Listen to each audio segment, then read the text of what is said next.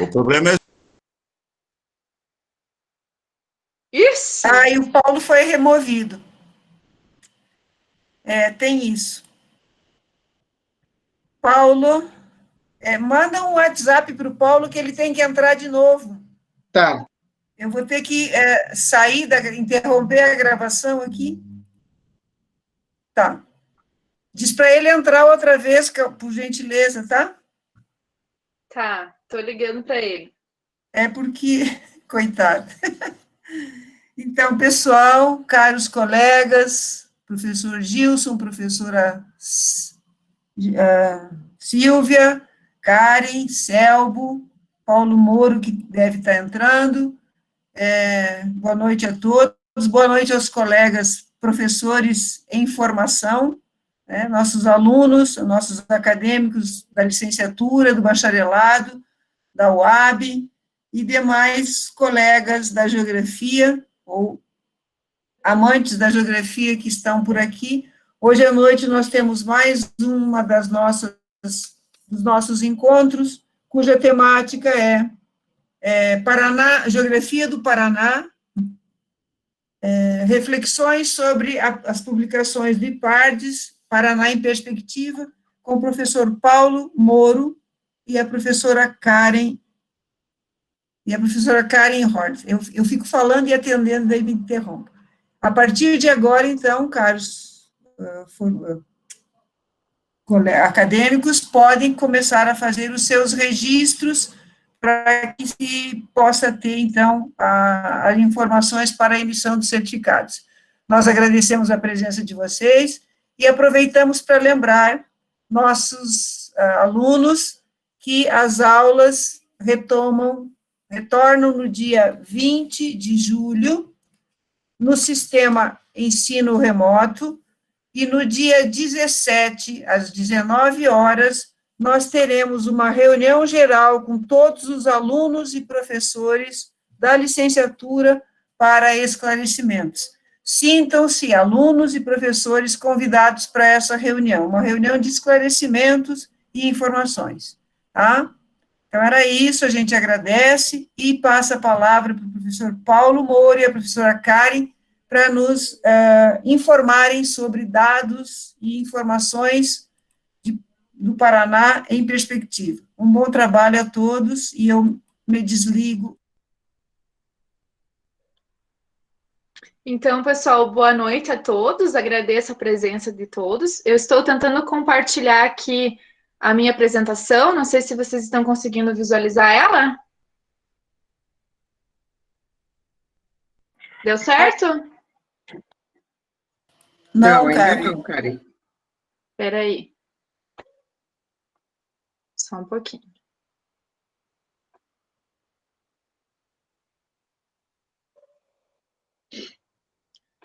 Deu certo?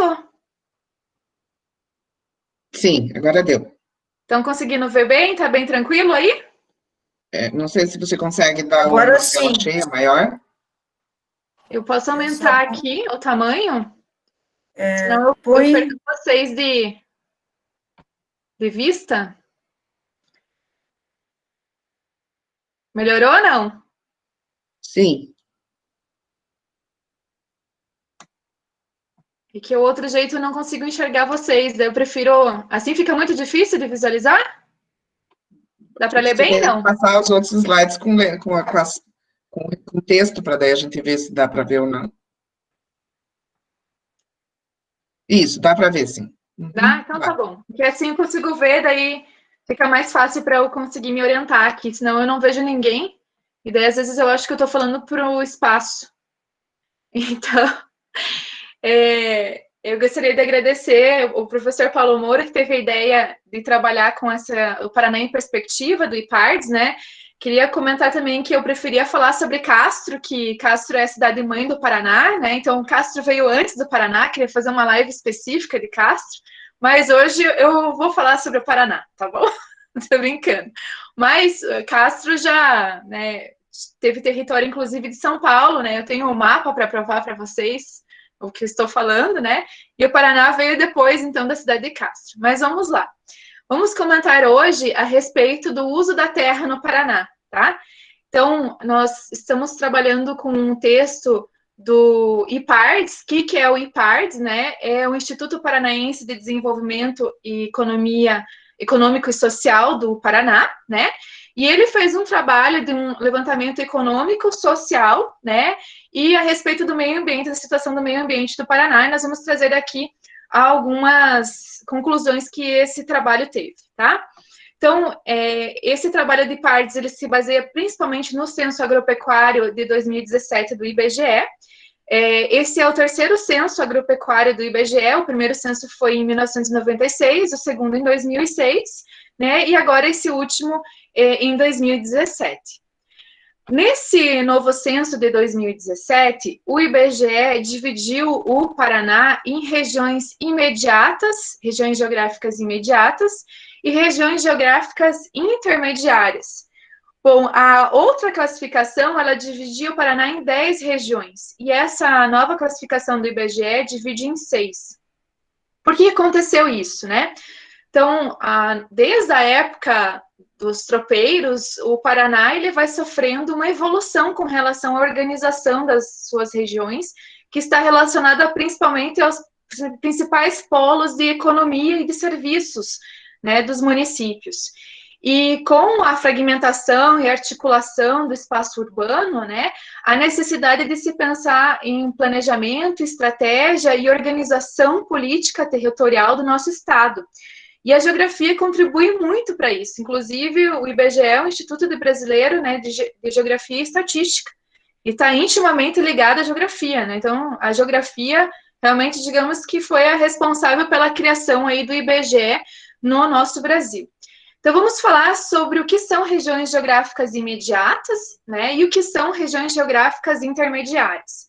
As regiões geográficas imediatas, elas são representadas pelas metrópoles e pelos polos de maior população. Bom, o que isso tem a ver com a questão econômica e com a questão social, né? Essas cidades, elas concentram a maior parte dos serviços, sejam comerciais, sejam relacionados a serviços públicos de prestação de serviço, e aonde boa parte dos municípios do entorno que não tem toda essa infraestrutura se dirige. Então, dentro de uma organização de um estado, é importante nós termos essas principais regiões imediatas, onde a população vai ser servida de vários serviços. Exemplo que eu gostaria de dar para vocês é a questão de hospitais. A maior parte das UTIs e dos especialistas se concentram nos grandes centros. Por que motivo? Porque, por exemplo, Carambeí não tem UTIs super bem equipadas e especialistas de todas as áreas.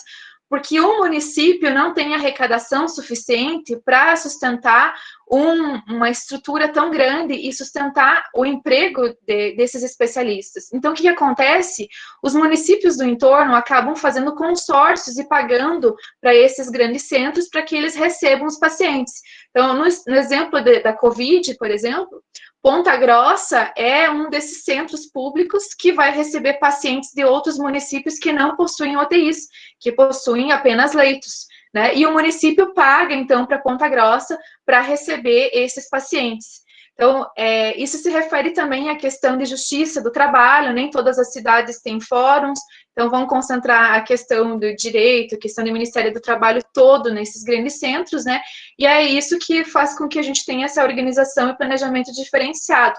Mas é muito importante que essas regiões imediatas, geográficas, elas estejam bem localizadas para poder suprir todos os municípios do entorno. Então, é muito bom pensar na questão espacial de gerenciamento, né, dessas cidades. E isso é uma questão de planejamento urbano territorial, né, e de quais os políticos têm que estar constantemente ligados e antenados de como estão acontecendo essas relações. E aí, nós temos as chamadas regiões geográficas intermediárias. Quem são essas regiões geográficas intermediárias? São as cidades que dependem dessas metrópoles, desses grandes polos, né? E eles têm uma íntima relação comercial, né, com esses locais. Então, dentro dessa característica, o Paraná, ele é dividido em 6 áreas geográficas intermediárias. Essas 6 áreas geográficas intermediárias, elas são representadas pelas nossas maiores cidades, né? Quem fez geografia do Paraná sabe que a primeira cidade mais populosa aqui do Paraná é Curitiba, seguida de Londrina, Maringá, quarta é a Ponta Grossa, né? E a quinta cidade é Cascavel. Mas quando a gente vai falar sobre as regiões, vocês notem que há um acréscimo de Guarapuava, que não é uma das cidades mais... é também uma das cidades mais populosas, né? Então, nós temos aqui as grandes regiões Maringá, Londrina, Ponta Grossa, Cascavel, Curitiba e Guarapuava. E essas regiões, elas são dominadas principalmente por atividades de economia primária, que se refere à agricultura, à silvicultura e à pecuária. Então, vou mostrar aqui um mapa. Esse mapa aqui foi produzido por um artigo do professor Edson Bello. No último slide tem as referências para quem quiser buscar mais informações sobre essa discussão aí das regiões geográficas imediatas e intermediárias, né? E tá na nossa revista Terra Plural, tá? Então, aproveitem para acessar a revista, verificar o artigo lá. E aqui vocês podem observar as grandes regiões intermediárias. Então, essa aqui é a região de Curitiba. Vocês conseguem ver o mouse aí? Consegue? Sim, conseguimos. Obrigada. Então, aqui é a região geográfica de Curitiba, intermediária, né? Aqui está a nossa região de Ponta Grossa. Aqui está a região ali do pessoal de Marechal Cândido Rondon, de Cascavel. Aqui está a região de Guarapuava. Aqui a grande região de Maringá, olha a extensão da região de Maringá. E aqui a região de Londrina. Então, são essas grandes regiões, né, definidas pelo IBGE em 2017, a qual o Paraná está se organizando. Com relação ao uso da terra, então, o IBGE, a partir dessas áreas geográficas intermediárias, ele começou a verificar como é que está a situação do uso da terra nessas localidades. Para você saber como está o uso da terra nessas localidades, é importante você saber como que é feita a classificação do IBGE em relação aos usos, né? Então, o que significa lavoura temporária? Ou seja, como é que o geoprocessamento vai definir o que é uma área de lavoura temporária? Então, a lavoura temporária, ela é classificada por áreas de forrageiras, né? Principalmente soja, trigo e milho, e também áreas relativas a cultivo de flores, viveiros, né? Isso aí foi uma inclusão depois do censo de 2006, agropecuário, né? De plantas e de vegetação, de estufas e de vegetação. Então, tudo isso está na categoria de lavoura temporária. E isso, então, categoriza a agricultura. A pastagem plantada, ela se refere às áreas plantadas, né? Podem estar degradadas ou em boas condições, né? E as pastagens plantadas dão a ideia da dimensão territorial do Paraná utilizada para a pecuária, tá? E aí nós temos mais uma classificação que se refere às matas ou florestas naturais. Vou pedir para que vocês observem o seguinte, que dentro dessa categorização, nós temos as matas plantadas e as matas nativas. Então, reflorestamento de pinos e eucalipto entram nas matas ou florestas naturais. Então, não pensem vocês que quando eu falo tantos % são de matas, nossa, é uma área grande de proteção ambiental. Não é. Aqui está incluso a floresta de pinos e a floresta de eucalipto também. E a última categoria se refere a outras coberturas e usos, né, que está relacionado principalmente à questão da aquicultura, né, aos tanques, e lagos e açudes. É essa a última categoria de uso. Bom, comentando a respeito desses diferentes usos da terra no Paraná, nós temos Maringá, né, aqui tem o exemplo da Catedral de Maringá. Maringá tem 32,4% destinado a pastagens, 47,6% daquela área geográfica intermediária de Maringá é destinado à plantação de cana-de-açúcar, soja, milho e mandioca. Notem que a gente tem a cana-de-açúcar e a mandioca, são 2 produtos que não são costumeiramente vistos aqui na nossa região, tá? Mais à frente, inclusive, o professor Paulo Moura vai comentar a respeito dessa diferenciação, né, de produção. A região de Londrina, ela é muito semelhante à região de Maringá. Nós podemos falar até em termos de colonização, elas também são muito próximas e tem uma estrutura fundiária semelhante que se reflete, inclusive, no uso da terra. Então, Londrina tem 32,3% de pastagem, 48,% de lavoura temporária, repetimos novamente os mesmos produtos, cana-de-açúcar, soja, milho e mandioca, e 16,8% de florestas. Quando eu vou para Cascavel, eu vejo um aumento, né? Olhem só, 47,6% de matas e florestas, 22% de lavoura temporária e 25,5% de pastagens. Bom, esse aumento nessa porcentagem aí de matas e florestas se deve principalmente à presença do Parque Nacional do Iguaçu. O Parque Nacional do Iguaçu é a maior área de preservação que nós temos no Paraná, por isso que faz com que a área de Cascavel tenha esse maior valor relacionado à utilização da terra de matas e florestas. E agora, a gente vem aqui para Ponta Grossa. A nossa região tem 42,6% de matas e florestas. Bom, será que os Campos Gerais, né, a floresta ombrófila mista, ela é tão grande assim na nossa área, ou será que nós temos mais plantação de pinos e eucalipto do que propriamente de floresta ombrófila mista, né? E notem que nós temos cerca de 35,1% de soja, milho e trigo. Observem que a cana-de-açúcar não entra aqui, nem a mandioca, mas nós temos um novo produto que é o trigo, né? E essa questão desses produtos está intimamente relacionada à questão climática, né? Ali no norte e no noroeste do Paraná, nós temos o clima CFA. E aqui na nossa região, o clima CFB. O clima CFA se caracteriza por verões mais quentes, né? E invernos menos rigorosos. E isso proporciona, né, com maior facilidade o desenvolvimento, principalmente da mandioca e da cana-de-açúcar, que sofrem, né, com a geada. E, em compensação, o trigo, ele necessita da geada para ter uma boa produtividade, né, para a quebra da dormência da semente e tudo isso.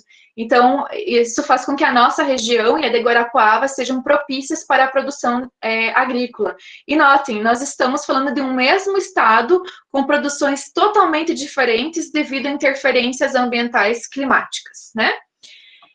Aqui, a região de Guarapuava, a nossa Europa paranaense, né? Aqui nós temos uma imagem de 2013 da nevasca em Guarapuava, Paraná, sim, né?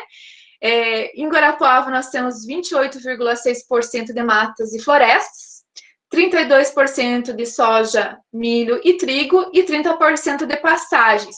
Eu esqueci até de comentar com vocês no slide anterior, relacionado aqui à porcentagem de pastagem, que está havendo um decréscimo das áreas de pastagens na região de Ponta Grossa por conta do investimento da pecuária intensiva.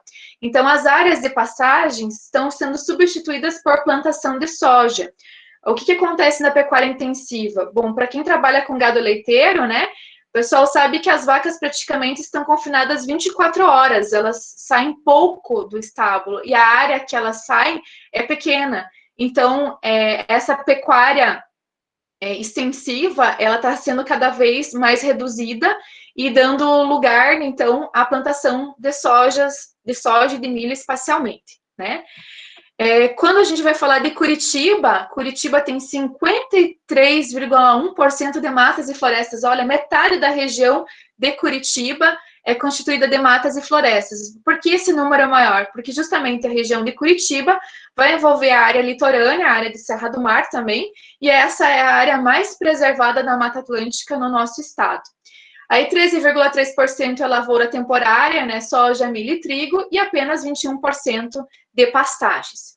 Quando nós olhamos o panorama geral do Paraná, nós vamos notar que o Paraná gosta muito de uma soja, né? A maior produção do Paraná está com a soja, seguida de milho, depois trigo, né, cana-de-açúcar, feijão, um alô para Prudentópolis, né, que planta bastante feijão, Imbituva também, né? E, por último, a gente tem aqui a cana-de-açúcar. Então, notem que boa parte, inclusive o professor Paulo Moura vai comentar depois, boa parte da nossa indústria, da nossa produção está baseada na soja. Tem a soja como principal elemento para gerar essa força motriz do Paraná. Mas, além da soja, nós também temos alguns ouros verdes do Paraná, né, dos quais a gente tem muitas discussões, né, do quanto tudo isso vale a pena, né, do quanto tudo isso interfere na dinâmica ambiental e na economia do Paraná, né, que se refere aqui à produção de silvicultura, tá? Não é silviocultura, não tem nada a ver com o Silvio Santos, nem com a professora, lembra da Silvia, silvicultura. O que é silvicultura? É o cultivo de florestas, né? E quais são as florestas que nós temos cultivadas no Paraná? Principalmente eucalipto e o pinus. O eucalipto tem a sua origem na Austrália e o pinus tem a sua origem no Canadá. É claro que todas essas árvores já sofreram modificações genéticas, clonagens para melhor produção. E eu fico perguntando aqui, vocês sabem por quê, né? Plantam pinos e eucalipto aqui, né, no Paraná? Estou fazendo a pergunta aqui, isso aqui nem dá para todo mundo responder, né? Desculpa. Mas a escolha de plantação de pinos e eucalipto no Paraná se deve principalmente ao clímax que essas árvores atingiram aqui. Nos países de origem, elas levam de 20 a 30 anos para atingir a maturidade, e aqui elas levam cerca de 8 a 10 anos, então aumenta muito a produtividade. Tentaram fazer isso com o pinheiro, mas não deu certo. O pinheiro demora muito tempo para crescer e para ser utilizado na indústria. Seria ideal nós termos uma árvore nativa nessa indústria, mas a gente não conseguiu ainda, né? Temos esperança aí com o avanço da universidade, principalmente nos trabalhos relacionados à espécie da araucária, que a gente possa ter futuramente, né, reflorestamentos da araucária. Seria muito oportuno para a questão ambiental do Paraná, né? Algumas araucárias já foram levadas para a Índia, tem alguns empreendimentos que tentaram fazer a plantação de araucária na Índia, mas não tiveram o mesmo sucesso como aqui o pinus e o eucalipto, tá? Nós também temos o extrativismo florestal. O extrativismo florestal está relacionado ao manejo florestal sustentável e ele está intimamente relacionado à floresta nativa paranaense. Então, alguns exemplos é a extração do pinhão, né? E também a plantação de palmito, são exemplos de extrativismo. Há também atividades como coleta de cipós e ervas para fabricação de chá, que não são atividades sustentáveis, né? Mas elas estão relacionadas ao extrativismo também.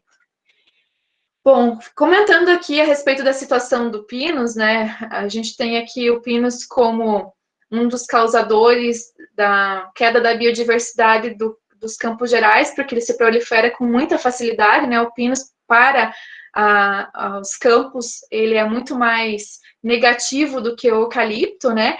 Mas a gente também tem que olhar o outro lado positivo que esses reflorestamentos proporcionam ao estado do Paraná. Então, nós temos 1,56 milhões de hectares de florestas, né? E o Paraná, ele é o maior produtor, né, de pinos e eucalipto do Brasil. Ele ganha o primeiro lugar, né? Dentro do Paraná, 56,4% são destinadas à área de pinos e 42,2% para a área de eucalipto.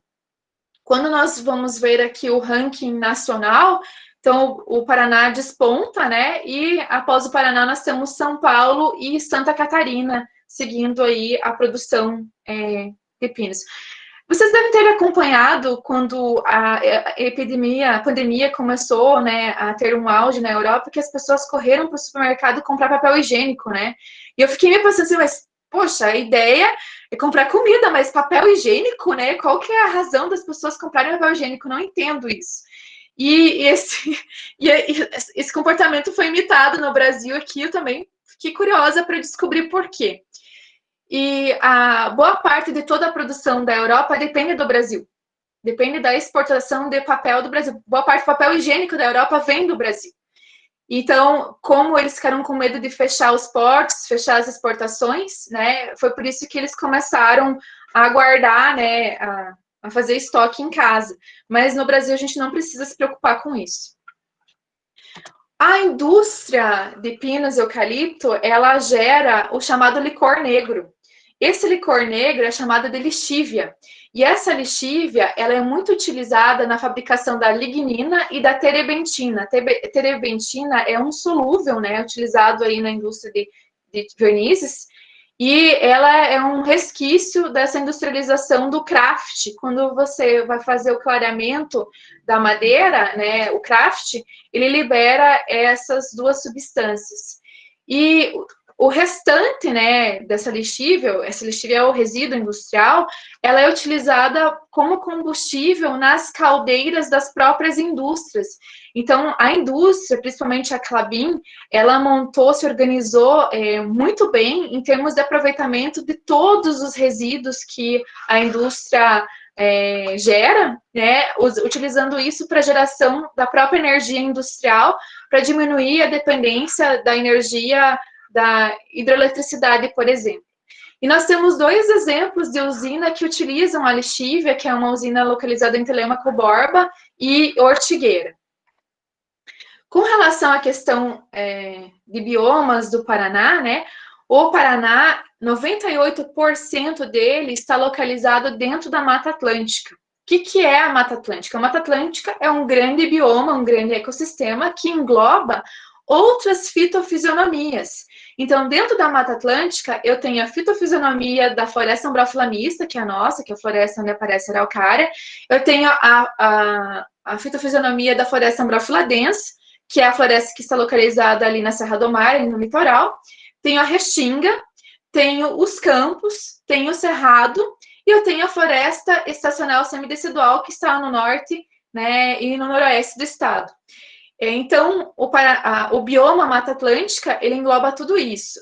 2% apenas do território paranaense é destinado à área recoberta pelo cerrado, apenas 2%. Então, no Paraná, nós temos esses 2 grandes biomas representados. Aqui, esse mapa aqui do Brasil, né, ele ilustra a área de predomínio da Mata Atlântica, né, e aqui vocês podem observar uma pequena área do cerrado aqui adentrando o Paraná, e a gente pode ter uma experiência com esse diferente tipo de vegetação lá em Jaguaraíva, Piraí do Sul também tem alguns relictos de cerrado, né, que vocês podem conhecer. Com relação à vegetação remanescente que existe ainda da Mata Atlântica no Paraná, nós temos cerca de 196 mil quilômetros quadrados da Mata Atlântica preservadas no Brasil. É sempre importante a gente fazer uma comparação territorial para verificar quanto que esse número representa, né? 196,76 mil é praticamente a área do Paraná toda. É só isso que o Brasil tem de Mata Atlântica remanescente. É muito pouco, é muito pouco.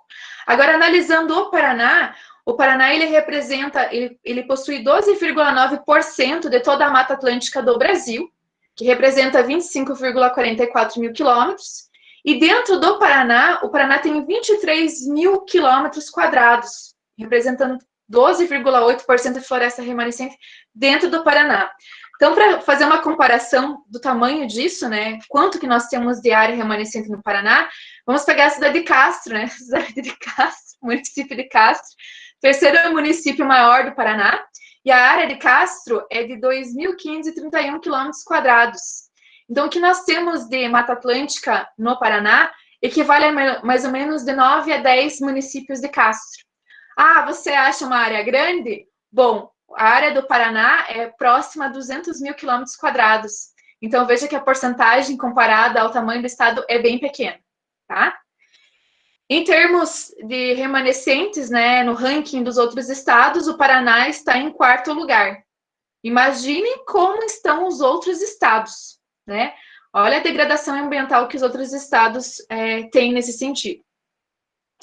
Vamos falar sobre a hidroeletricidade e a energia, né, que nós produzimos aqui no estado. 64% da energia do Brasil é produzida no Paraná. Então, o Paraná produz muita energia e ele ocupa o 3º lugar de produção de energia no Brasil.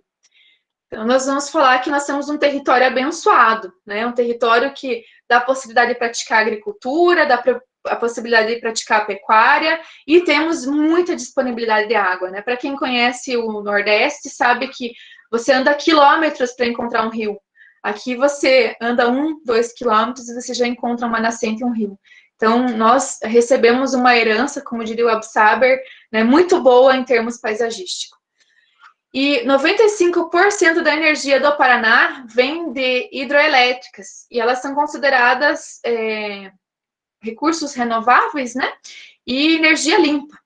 E apenas 5% vem da queima do bagaço de cana, da lixívia, do carvão, do gás natural, do óleo, né? E do óleo diesel. Então, a gente está ampliando também algumas outras formas de produção de energia. 11,2% de toda a produção do Brasil vem do gás natural, e o Paraná tem 0,8% apenas, né, de produção relacionada ao carvão, ao gás natural, desculpa, ao gás natural. Quando nós comentamos sobre quais os tipos de produção de energia que o Brasil depende e o Paraná depende, então o Brasil depende principalmente da questão hídrica, em segundo lugar vem o gás natural, em terceiro a produção eólica e em quarto o bagaço de cana. Mas o Paraná tem alguns aspectos diferenciados. Em primeiro lugar, né, temos a questão hídrica, combinando com o Brasil, mas em segundo lugar nós temos a lixívia, que vem justamente da questão do pinus e do eucalipto, e em terceiro lugar nós temos o bagaço de cana, né, que está relacionado às indústrias açucareiras lá de Maringá e de Londrina.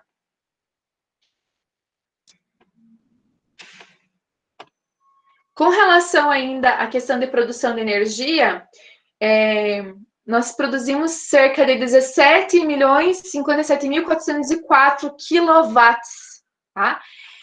E essa produção, ela está dividida entre a usina da hidrelétrica de Itaipu e as outras usinas da Copel. Gostaria de fazer um destaque que a usina de Itaipu, ela não sustenta o Paraná, na sua maior parte. A gente perdeu uma boa área geográfica em detrimento ao sustento de energia de outro estado, de São Paulo. Boa parte de toda a energia produzida na Itaipu vai para Furnas, né? E 15% da produção de energia da Itaipu vai abastecer o Paraguai e 84% abastece o Brasil. A nossa energia elétrica de Ponta Grossa, ela vem da Copel, né? Das várias unidades da Itaipu, das várias hidroelétricas distribuídas principalmente no Rio Iguaçu e demais rios aí. Nós temos usinas eólicas, né? Nós temos usinas eólicas na cidade de Palmas, aqui é a foto lá de Palmas. Então, para quem não sabia, o Paraná também tem usinas de produção de energias eólica, né? Baseado na questão eólica. E nós temos também uma termoelétrica em Figueira, e essa termoelétrica, ela produz energia a partir da queima do carvão mineral. Essa também é uma foto da indústria ali de Figueira. As termoelétricas do Paraná, elas utilizam o bagaço de cana, né? Também utilizam o gás natural e o licor negro, como eu já tinha comentado anteriormente, né? São os principais meios para a produção de energia do Paraná, depois da hidroeletricidade, né? E nós temos que pensar constantemente na produção de energia. Quem gosta de investir é um bom mercado de investimento, porque ele só tende a crescer. A demanda por energia, ela é constante. E para observar, é necessário, para observar como é que vai ser a evolução desse mercado, nós temos que observar a evolução demográfica e as questões econômicas do Estado. A maior parte da energia elétrica produzida no Paraná, ela é destinada principalmente às indústrias, depois ao comércio e depois à residência. E para avaliar o crescimento da indústria e aumentar a oferta da energia, são observados o crescimento dos mercados de alimentos, de veículos, de derivados de petróleo, de celulose, né, e de produtos químicos. Então, observa-se esses mercados e aí aumenta-se a disponibilidade de oferta, né, de energia. Então, a tendência é que haja um maior crescimento de PCHs, né, de centrais de produção de energia, de hidroeletricidade, ou que a gente também possa pensar em investir em outras alternativas de produção de energia. Alguns já estão utilizando aí os painéis solares, inclusive vendendo o excedente de energia, né, para a rede. Então, interessante pensar nessas novas estratégias de planejamento. Nós também temos um outro ouro chamado cana-de-açúcar, e há um interesse muito grande em investir na ampliação desse mercado no Paraná, né? Mas está existindo aí alguns empecilhos, porque o Paraná tem toda a sua base da indústria ligada, relacionada à soja. Então, mudar toda essa estrutura é bem complicado, mas há uma busca imensa para aumentar a área de cultivo de cana-de-açúcar aqui no Paraná, para dar conta principalmente da produção de álcool e de açúcar. Então, o Paraná produz muito desses produtos, né, tem exportado para os outros estados, e o álcool é muito utilizado na forma hidratada, junto com a gasolina, para minimizar a poluição causada pela gasolina, e também o etanol, né, como combustível único, exclusivo, também minimiza aí a poluição. Ele é considerado uma energia renovável, mas eu lembro da professora Selma Simões comentando assim, até quanto isso é renovável, né? Uma vez que o solo onde são produzidas, né, a cultura da cana, onde é produzida a cultura da cana, ele não é renovável. E a constante utilização inadequada desse solo pode fazer com que ele perca totalmente a sua produtividade, né? Então, até quanto isso é renovável? Então, aqui, observando, né, as áreas de cana-de-açúcar plantadas, podem notar que São Paulo desponta, né? Depois nós temos Minas Gerais, temos Goiás e, em quarto lugar, o Paraná. Ainda relacionado à questão da cana-de-açúcar, nós temos aqui uma especial atenção da organização da indústria açucareira, né, da cana-de-açúcar. Então, para vocês terem ideia, a produção do etanol dentro do Paraná, ela exige o planejamento e a organização de vários elementos. Então, principalmente também o clima acaba interferindo nessa produção, né? Então, quanto de cana-de-açúcar que nós temos? Quanto que nós vamos oferecer para o mercado? Quanto que o mercado necessita, né? Qual que é a capacidade de expansão produtiva, ou seja, quanto que as indústrias de cana-de-açúcar conseguem transformar a cana-de-açúcar em etanol? Qual que é essa quantidade, né? Como é que está a evolução dos processos de produção? Quanto tempo demora-se para transformar a cana-de-açúcar em álcool, né? Quanto da produção, quanto do cultivo de cana-de-açúcar vai ser destinado para a produção de açúcar, porque também nós temos um mercado dependente do açúcar, inclusive um mercado internacional, né, que o açúcar da Europa vem da beterraba e tem um alto custo, então eles preferem comprar o nosso açúcar, né, o quanto que, quando nós temos de demanda de mercado internacional, dentro do mercado nacional, né, qual que é a possibilidade de índice de transformação, ou seja, o quanto a empresa consegue transformar de açúcar ou de álcool, né? Qual é essa quantidade? O estágio tecnológico do etanol, ou quais são as novas tecnologias, ou quais as novas exigências do mercado para a utilização do etanol. E nós temos também etanol, nós temos milho, né? Armazenados em galpões para poder suprir a necessidade de álcool, para que a gente não tenha problema de oscilação de mercado. Então, pensem que para trabalhar com essa estrutura, principalmente ligada à cana-de-açúcar, são vários elementos que devem ser considerados para manter o capital e a manter o abastecimento. A gente não pode ter variação de abastecimento, né? Então, é muito importante aí a questão dos investimentos, dos capitais, né, e do gerenciamento de produção da cana-de-açúcar no estado. Bom, vamos falar um pouquinho agora sobre as regiões hidrográficas do Brasil, né? Então, o Paraná, ele está localizado em 3 grandes regiões hidrográficas. O Brasil é dividido em grandes regiões hidrográficas e o Paraná está localizada em 3 delas. A maior parte do território paranaense está na região hidrográfica do Rio Paraná, seguido da região Atlântico Sudeste, que vai desembocar principalmente no estado de São Paulo, e 2,9% apenas da região hidrográfica do Atlântico Sul, né, que vai desembocar ali em Santa Catarina. Então, são essas 3 principais macro-regiões. Nós aproveitamos cerca de 10% dos nossos recursos hídricos, mas a bacia do Rio Iguaçu, do Alto Iguaçu, Paranapanema 1 e 2 ultrapassam esse número, principalmente, né, o Alto Iguaçu está localizada na região metropolitana de Curitiba, então é a maior cidade do Paraná, demanda muito mais consumo de água, né? E Paranapanema 1 e Paranapanema 2, nós temos que falar que são bacias interestaduais e elas também têm a demanda de São Paulo, por isso aí, essa maior utilização do recurso nessas áreas. De acordo com a SEMA, né, quem tiver interesse pode entrar na Secretaria Estadual do Meio Ambiente, o Paraná, ele é dividido em 16 bacias hidrográficas. E dentro dessas 16 bacias hidrográficas foram definidas 12 unidades hidrográficas que são responsáveis pela gestão dos recursos hídricos, né, do Estado.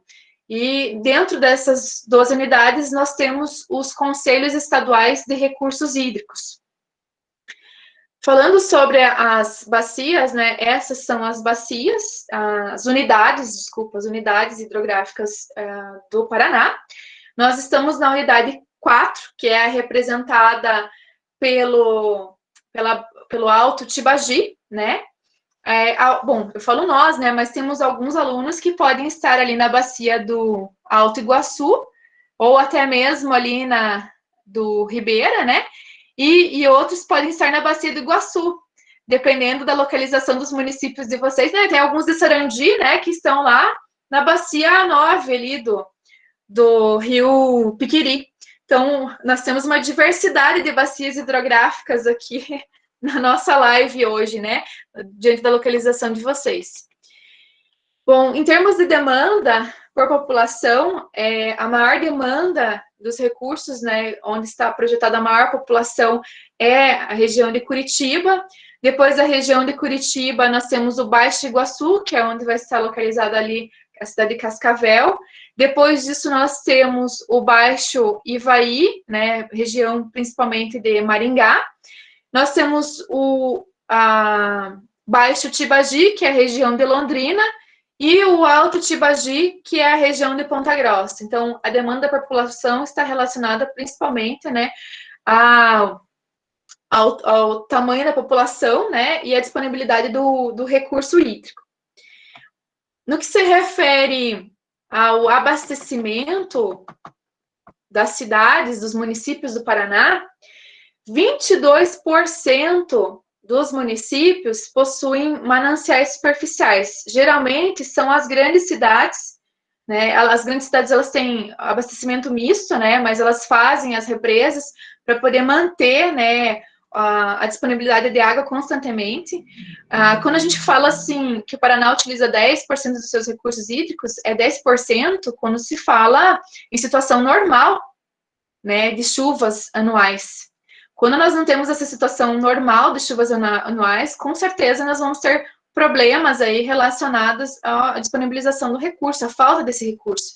E é extremamente importante que os municípios se planejem para o futuro. Todas as cidades, elas crescem, aumentam a população, sempre, né? E nós temos que ter a noção de gerenciar o espaço de onde nós vamos ter recurso e se teremos recurso para sustentar a população. Ponta Grossa já sofreu com falta de água, já tivemos racionamento de água. Então, Ponta Grossa não está pensando na dinâmica futura da disponibilidade desse recurso para sua população, e a gente pode sofrer sérias consequências por isso, tá? 56% de todo o abastecimento, da maior parte dos municípios do Paraná dependem de abastecimentos subterrâneos, ou seja, dependem de aquíferos, e a maior parte são municípios de pequeno porte. Então, nós estamos utilizando uma grande reserva de água aí, né, em vários municípios do Paraná. E 22% utilizam o recurso de forma mista. Tem áreas de mananciais superficiais e áreas subterrâneas. No que se diz respeito à poluição, bom, aqui está complicado. Todas as bacias, todas, sem exceção, estão contaminadas por agrotóxicos, todas, né? A tabela aqui, ela vai da menos poluída para a mais poluída. Então, se os senhores observarem, a menos poluída é a região litorânea, a região do Ribeira, e isso tem uma lógica, é a área mais preservada, então ela tem a menor poluição. E o Baixo Iguaçu e o Piquiri são as regiões mais poluídas, que estão justamente ali na área de Cascavel e na área de Maringá. Né? São as que possuem os maiores índices de agrotóxicos, extremamente altos. No que se diz respeito à utilização do uso das terras em relação às bacias hidrográficas, as bacias hidrográficas que mais utilizam a terra para os aspectos de agricultura e pecuária se referem à bacia do Paranapanema 3, bacia do Paranapanema 4, então essas áreas correspondem às áreas geográficas intermediárias de Londrina, o Pirapó, que se refere à área intermediária geográfica de Maringá, são as que mais utilizam a terra, né, e as que têm uma menor porcentagem aí de áreas de preservação. E a bacia que tem maior índice de vegetação remanescente, né, é a bacia litorânea. E nós temos agora, né, a pretensão de construção de um porto, e que também pode afetar essa questão aí da vegetação litorânea, né? Então, eu penso que dentro da perspectiva do Estado, nós temos que aliar a economia à questão da conservação ambiental. Né? É importante a plantação de pinos para a economia do Estado, gera renda, gera emprego, mas também nós temos que pensar em fazer um equilíbrio, né, entre essa produção e a questão ambiental. E mais ainda, né, o desafio da questão social. A gente vê selos ambientais para as empresas, mas a gente não vê selos sociais. Essa empresa paga o melhor salário para o seu funcionário. Muitas vezes nós temos que pensar também nesse selo social, né, que auxilia muito aí na minimização da desigualdade. Em termos de ranking nacional, o Paraná está em 5º em desenvolvimento, em índice de desenvolvimento humano, em IDH, que ele está relacionado principalmente à questão de renda, né, da saúde e da escolaridade, e em 4º lugar, com relação ao produto interno bruto. E ele assumiu o 4º lugar em 2015 e ultrapassou o Rio Grande do Sul. Então, nós perdemos apenas para o São Paulo, Rio de Janeiro, Minas Gerais, né, e em 4º lugar é o Paraná, 5º agora é o Rio Grande do Sul. Bom, chegamos ao fim aqui, pessoal, desculpem a longa apresentação, né?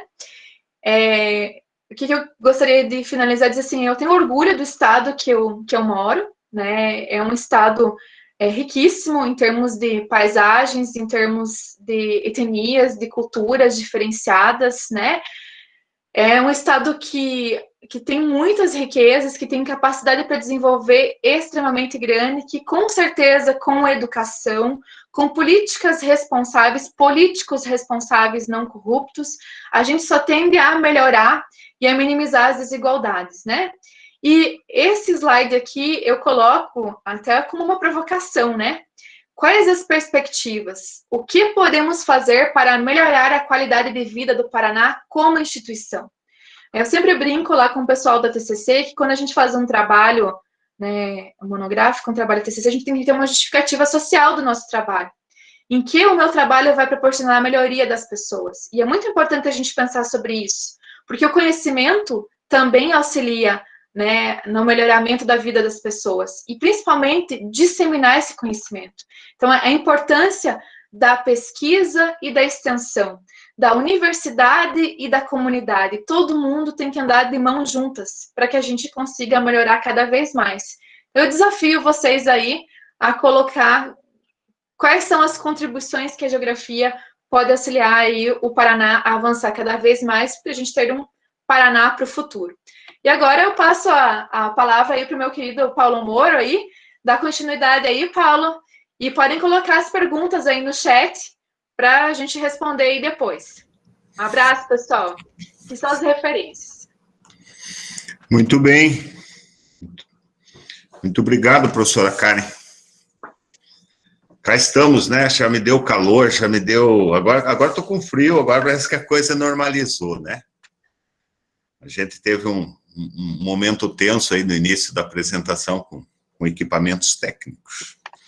Eu queria, antes de mais nada, agradecer a professora Karen, né, por compartilhar aí essa live. Eu sei que a ideia, né, de trabalhar a perspectiva, né, Paraná em Perspectiva, surgiu, né, durante as nossas conversas.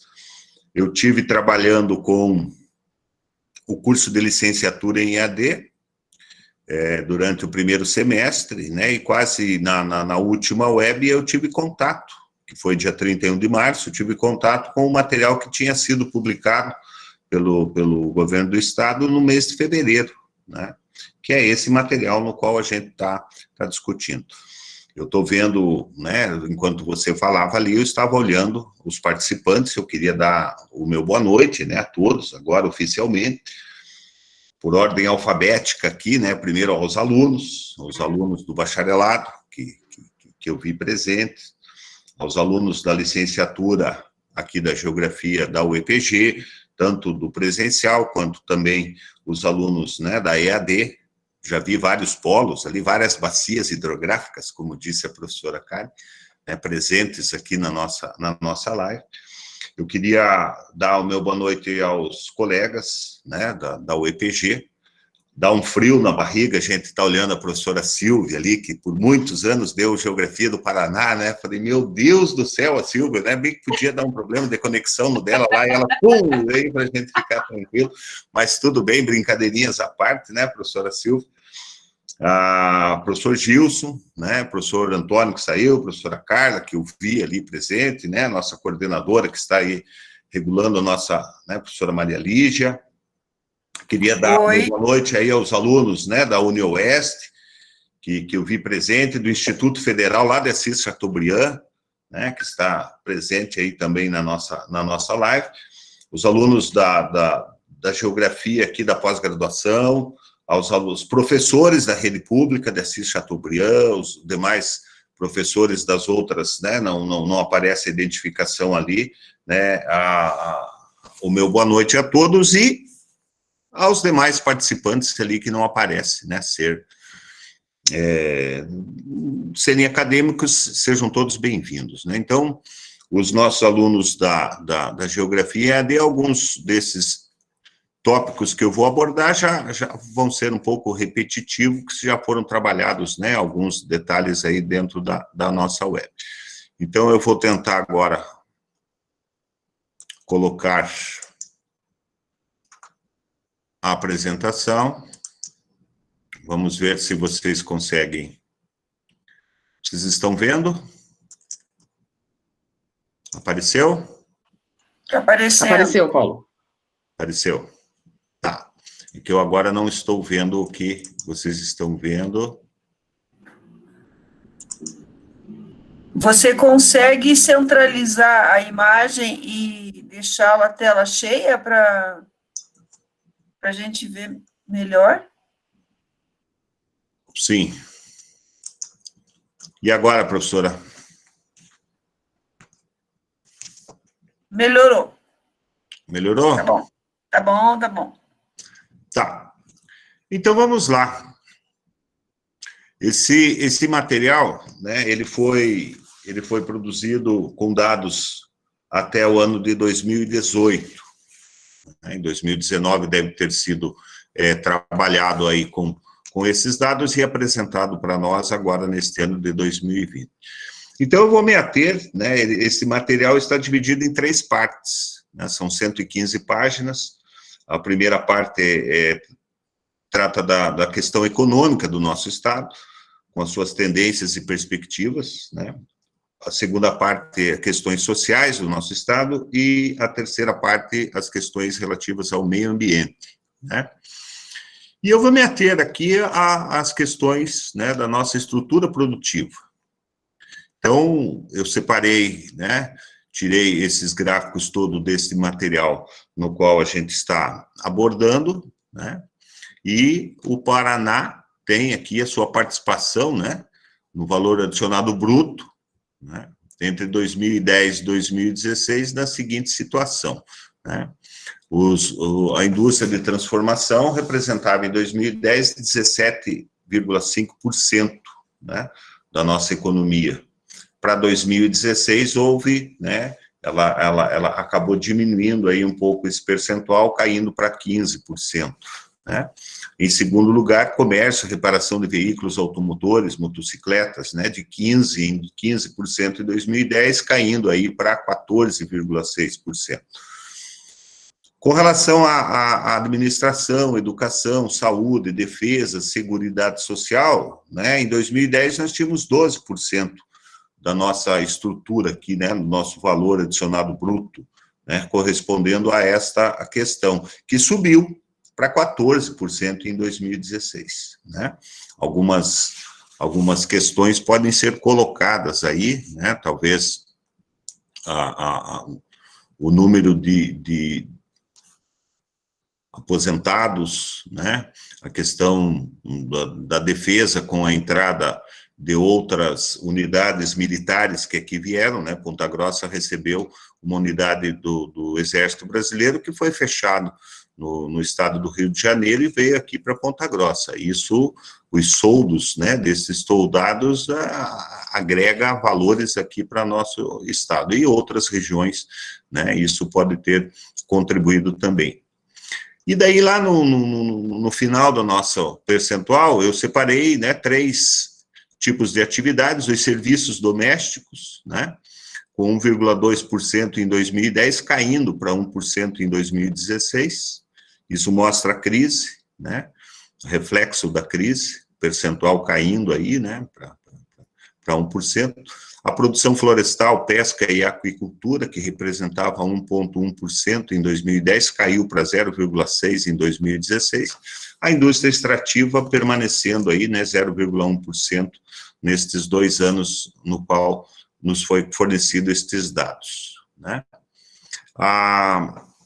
Com relação à participação no valor de transformação industrial e a taxa de crescimento anual, né, segundo divisões de indústria no Paraná, os produtos alimentícios, né, 20,13% no ano de 2010, aumentou, né, para 2016 para 30%. Né, então, teve um crescimento anual aí, nominal, na ordem de 13%. Em compensação, a indústria de veículos automotores, reboques, carrocerias, nós tivemos de 16% uma queda aí para 11%, né? Um crescimento anual negativo aí, né? De menos 1%, 1,27%. A indústria coque de produtos derivados de petróleo, biocombustíveis, né? Em 2010, 16,9%, caindo aí para 9,91%. Foi aqui, teve um crescimento também negativo, né? Celulose, papel, produtos de papel, nós tivemos um crescimento aí, né, de 15,7% ao ano. Produtos químicos, houve um crescimento, e as outras divisões da indústria também houve um certo crescimento, né?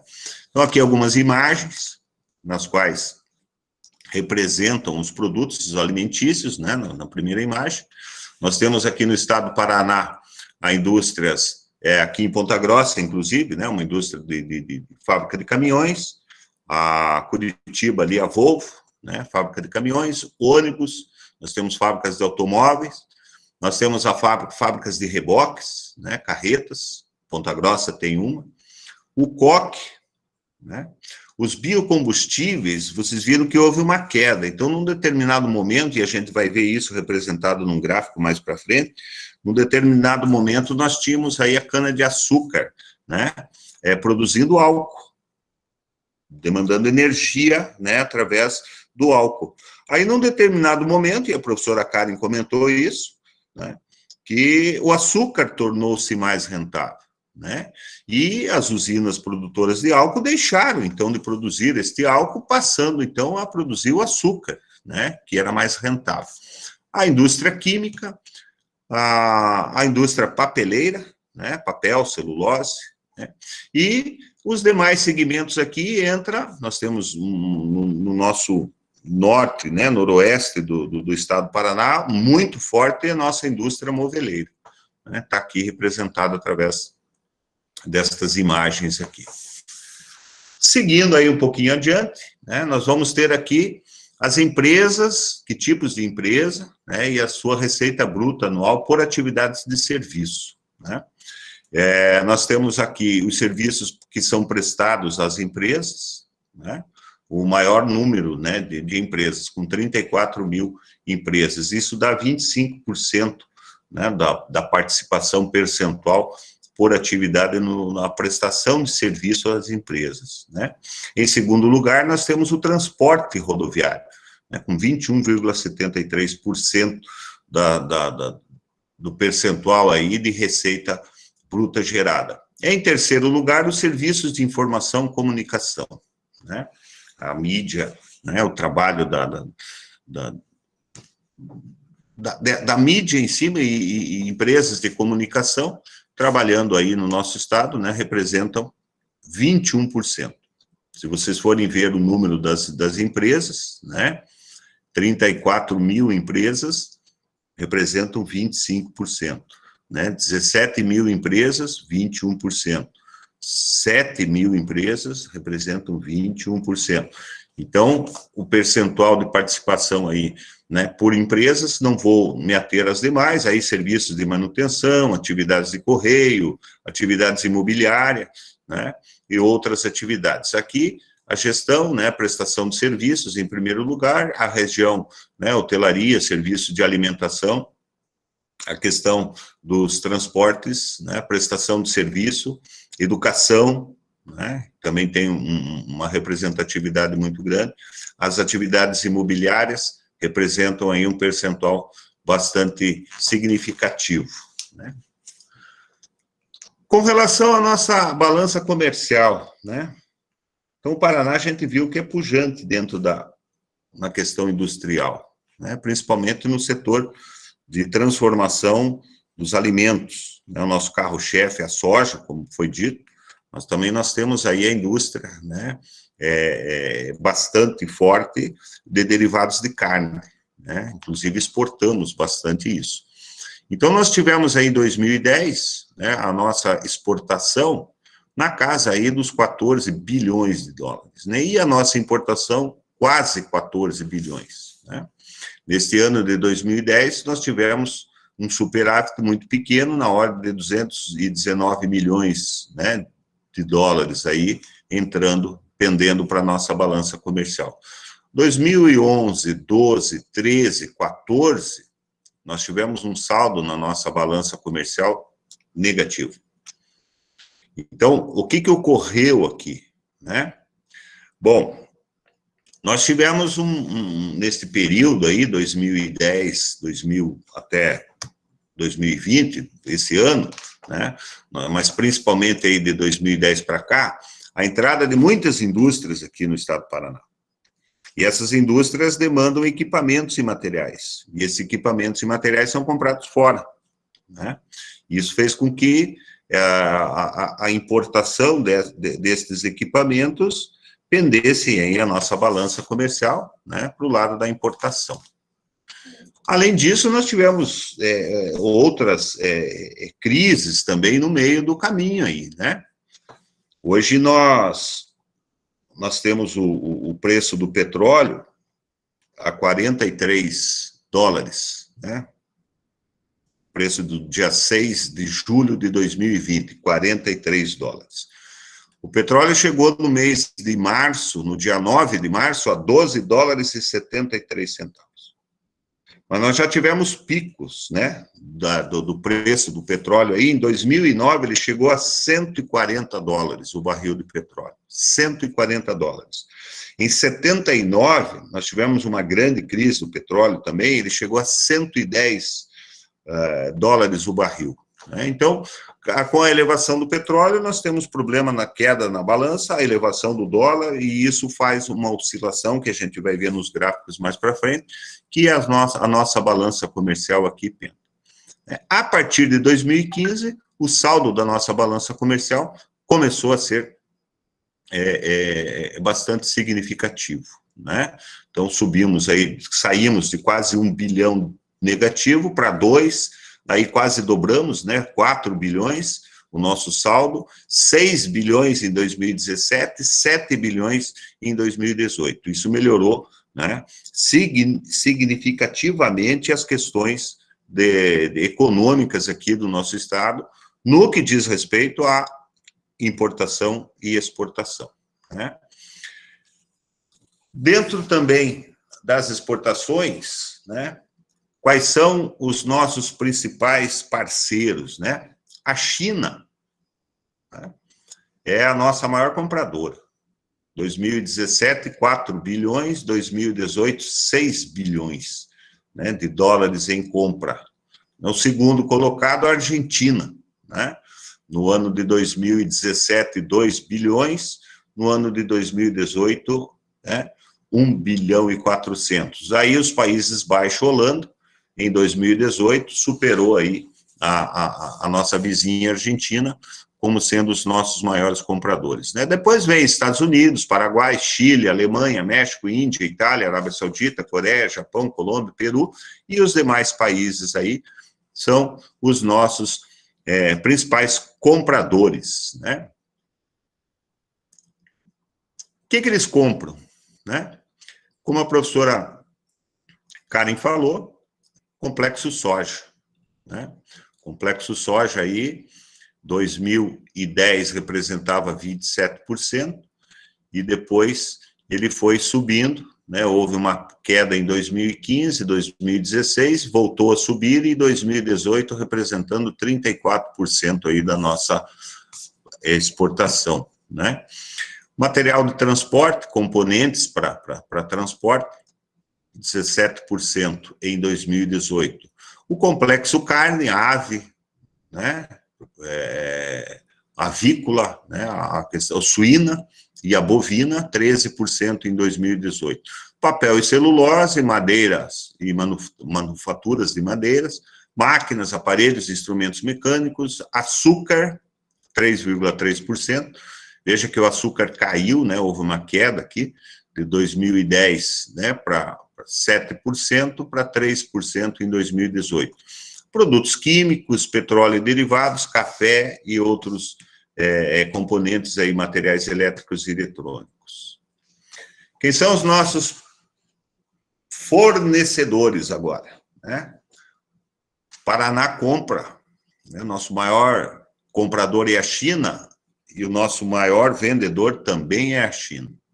Então, em 2017, deixamos lá 2 bilhões, né, de dólares para os chineses, e em 2018, 2 bilhões e 300, uma variação aí, né, de 13,8% aí na compra. O nosso segundo vendedor é os Estados Unidos, né, 2 bilhões em 2017 para 1 bilhão, quase 2 em 2018, e em terceiro lugar a Argentina, né, vocês vejam que Argentina e China, né, são os nossos...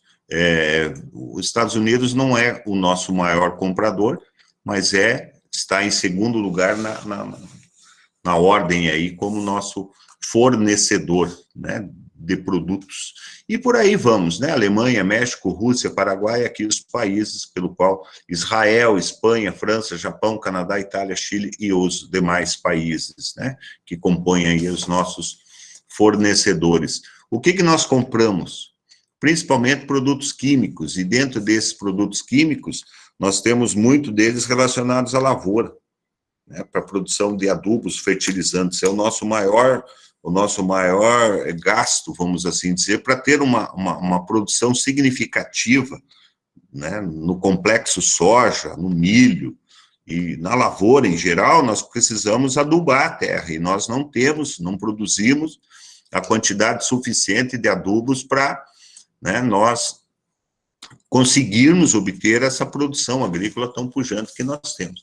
Então, evidentemente que esses produtos têm que vir e vêm de fora, né?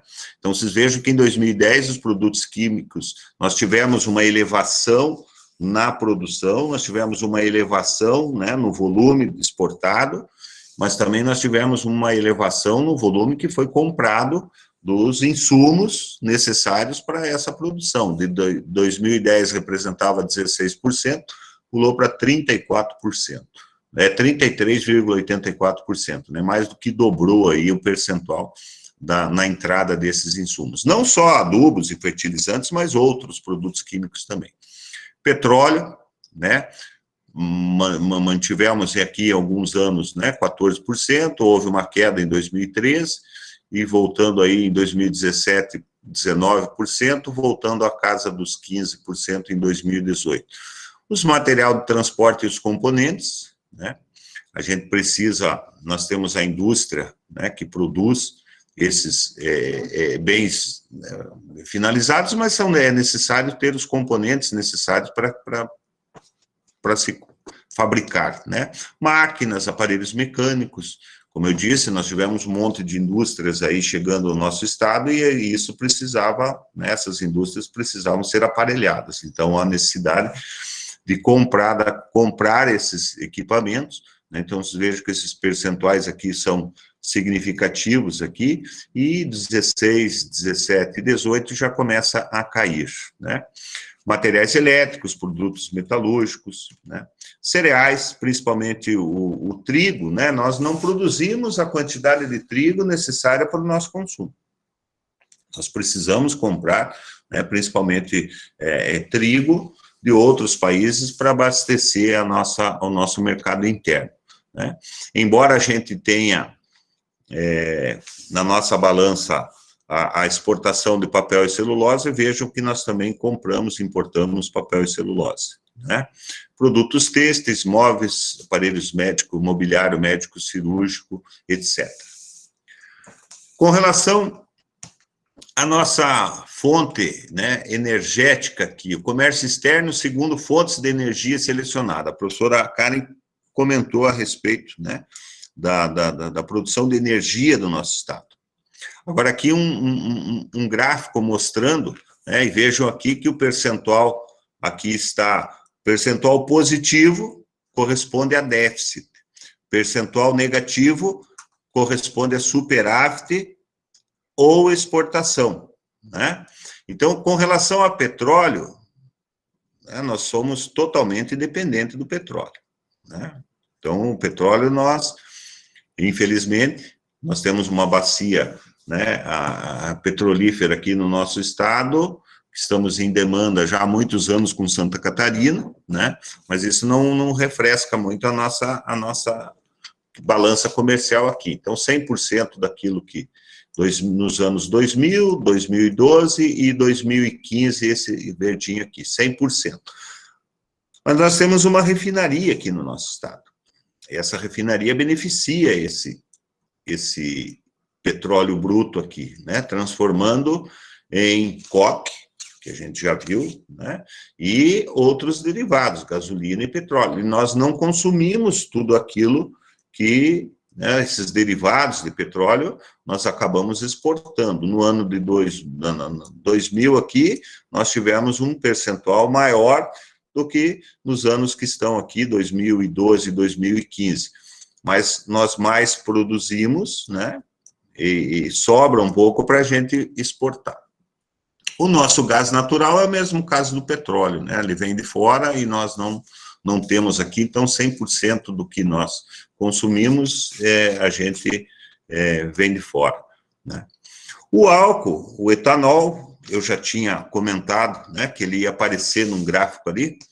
Vocês vejam que no ano 2000 nós tivemos um excedente e conseguimos, né, exportar, né? Tivemos superávit e conseguimos vender um pouco daquele álcool que nós produzimos.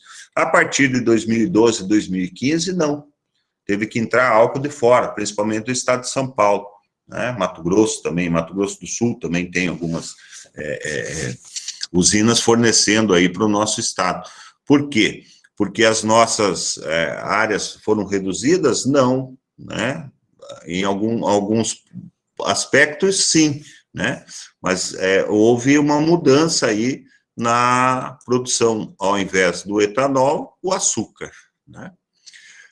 Eletricidade, o Paraná, a professora Karen comentou, mostrou, nós produzimos, Itaipu a gente produz e não usa a nossa energia, ela vai direto para São Paulo, né?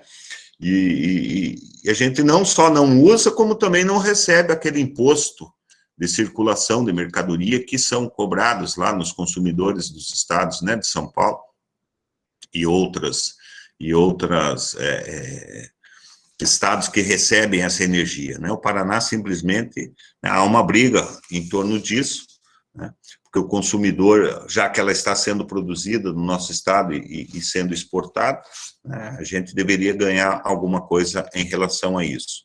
Numa das visitas que a gente fez com a universidade na usina de Foz do Areia, estavam 3 turbinas funcionando, uma estava parada, fechada lá, o reservatório estava retendo a água, não passando por aquela turbina, 2 estavam gerando energia e uma terceira girando em estática. E eu perguntei para o técnico, né, mas por que vocês estão gastando água, né, se essa turbina não está gerando energia?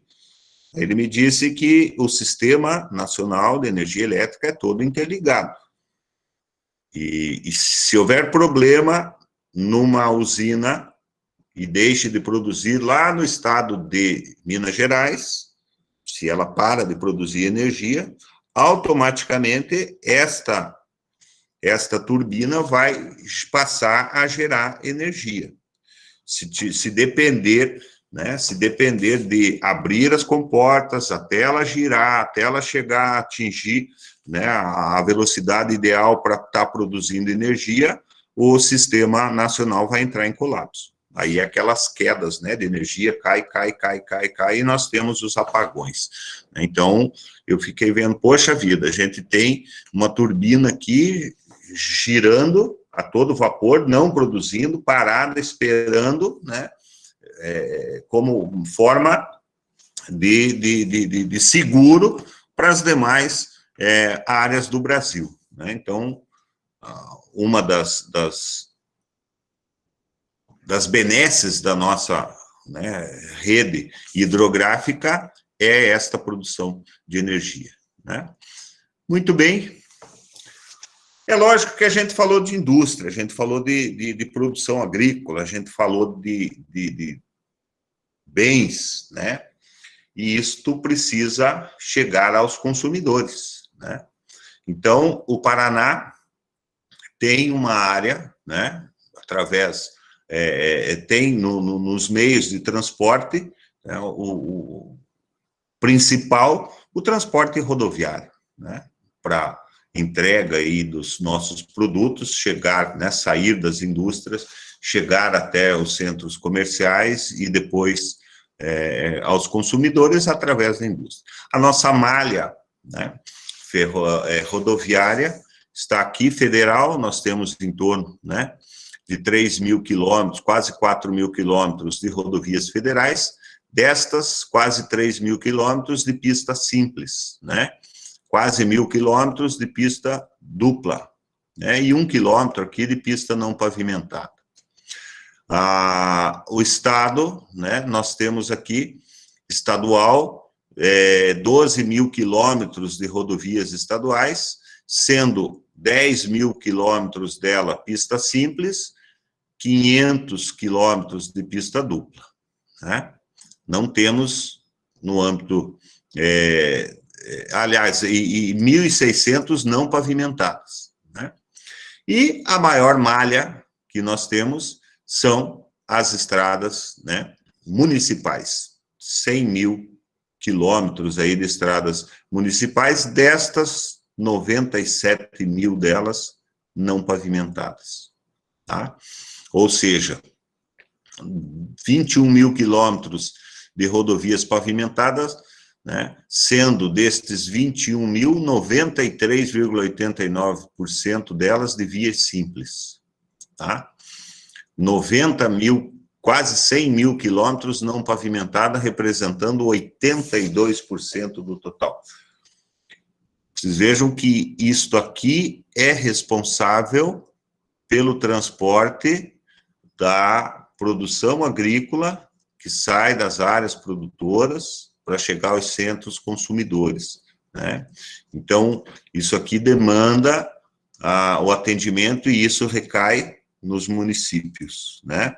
É o município que tem que cuidar da sua estrada para que o agricultor possa tirar o leite. Em tempos de chuva, né, muito forte, a gente vê que o agricultor acaba jogando o leite lá fora porque não pode chegar às unidades lá porque a estrada não permite, né, caiu ponte, atola, enfim. Então, nós temos muito que fazer no nosso estado em relação ao nosso transporte rodoviário. Aqui a malha, né, um mapa com a malha rodoviária, com destaque aqui, né, para o eixo aqui dos pedágios, né, as estradas que são pelas concessões que foram passadas, né. Uma outra imagem aqui agora, cada cor representa, né, o nosso estado foi rateado, dividido, né? Cada empresa aqui, essa é amarelinho, Curitiba, Paranaguá, a Ecovia, né? A Rodonorte, um outro trecho. Lá no Paraná, lá agora me fugiu o nome aqui, né? No norte do Paraná, e aqui, a que vai aqui até lá, Foz do Iguaçu, a outra concessionária.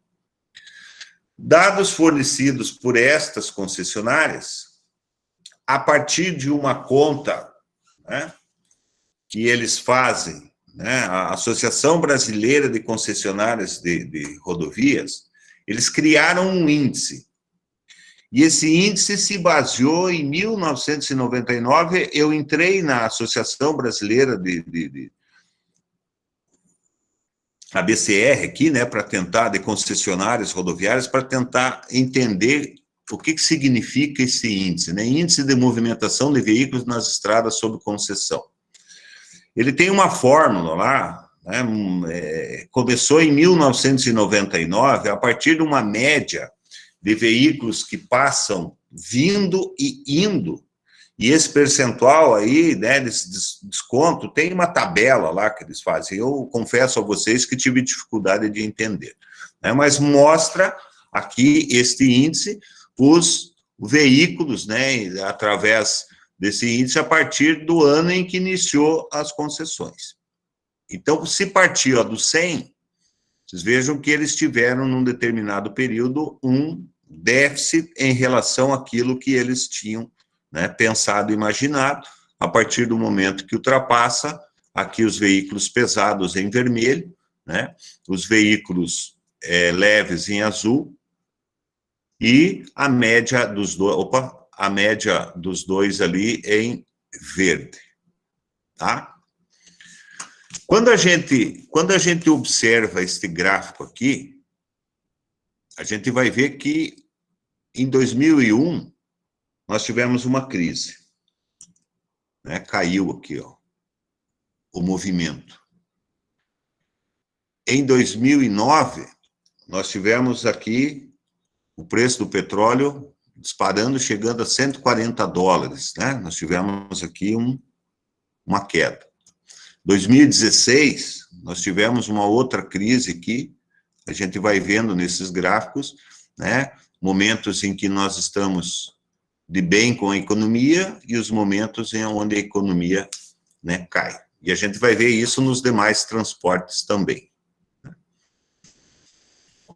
Muito bem. A nossa frota de veículos, né, emplacados, e hoje eu vi corri o olho ali, nos minutos em que eu vi o jornal, que nós tivemos aí de 130 mil veículos emplacados em março de 2019, esse março de 2020 foram 20 mil veículos. Então, a arrecadação do Departamento, né, de Trânsito do Estado do Paraná aqui caiu violentamente, né, por conta da pandemia, da crise e outros fatores aí que fizeram com que diminuísse. Mas o Paraná, em relação ao Brasil, né, 4 milhões de automóveis, aqui caminhões, né, 270 mil caminhões, 9%, e um total lá de 7 milhões de veículos. Isso aqui, considerando, né, micro-ônibus, motocicleta, ônibus, enfim, toda a nossa frota aqui sendo considerada e a participação dela em relação ao percentual. Transporte ferroviário. Nós temos 2.287 quilômetros de ferrovias. Destas, 2.039 pertencem ao governo federal, que, por concessão, as empresas, né? Antigamente, a América Latina Logística, a Rumo, né? Hoje, 248,5 quilômetros a Ferroeste, que é de iniciativa do Estado do Paraná, né? Construção desta ferrovia. Nós temos 18 estações ativas, né? Agrária, Araucária, Cambé, Caracará, Cascavel, Dom Pedro II, Desvio Ribas, aqui em Ponta Grossa, Engenheiro Vicente Montanha, Guarapuava, Londrina, Marialva, Maringá, Ortigueira, Rio Branco, Rolândia, Sarandi e Tranqueira. Quais são os principais produtos transportados, né, pela nossa malha ferroviária? Soja em grão, açúcar, milho em grão, celulose, farelo de celulose, óleo diesel, cimento, clinker, que é uma forma bruta do cimento, álcool e container, né, de 40 pés, que são refrigerados, especificamente para transporte de carnes, né. Aqui, as tabelas, né, que nos mostram aqui o açúcar. Terminal de origem, sai lá de Maringá. Terminal de Maringá. Vai para o Dom Pedro II, lá em Paranaguá. Toneladas úteis, né? 1.361.000 toneladas de açúcar saiu em 2018 por trem, né? Por ferrovia para o Porto de Paranaguá. Em segundo lugar, Sarandi, que é vizinho ali a Maringá, né, 459 mil, terminal de Sarandi. Depois Londrina, Rolândia e Engenheiro Vicente Montanha, né? Soja, qual é o maior terminal aí, né, de origem? Maringá também, com 3.844.000 toneladas. Né? Segundo lugar, Sarandi, 1.140.000, né? Marialva, vejam que a região norte do Paraná aqui, em termos aqui, Ponta Grossa, 212.000, né? Desvio Ribas aqui, Ponta Grossa, pela proximidade do porto, né? A maior parte da nossa safra vai por caminhão, né? Então, é insignificante, né? Menos de 10% do que o terminal lá de Maringá.